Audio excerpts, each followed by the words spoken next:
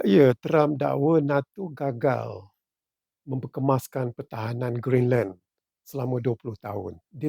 NATO tak buat apa-apa. Itu kata Trump lah. Walaupun Amerika itu sebahagian daripada NATO.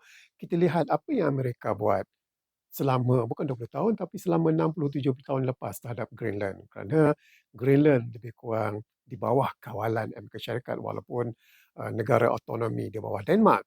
Tapi hakikatnya ini adalah pengkalan-pengkalan tentera, pengkalan-pengkalan cuaca yang ada di Greenland milik Amerika ketika Perang Dunia Kedua ataupun sebelum Perang Dunia Kedua. Memang banyak.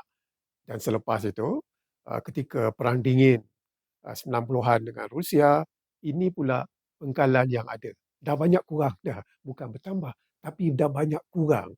Dan hari ini yang Trump bising-bising tu, berapa banyak pengkalan tentera Amerika? Ya, cuma satu yang kita lihat ini.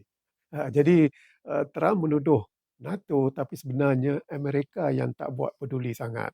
Mengatakan Rusia, China musuh. Rusia dan China berminat di Greenland bukan nak letak pengkalan tentera mereka, cuma yang ini, iaitu laluan kawasan Arktik yang boleh mendekatkan, mempercepatkan perjalanan laluan laut. Itu yang mereka hendak. Tapi Trump ni, tahulah, dia buat-buat sesuatu itu macamlah orang tak tahu.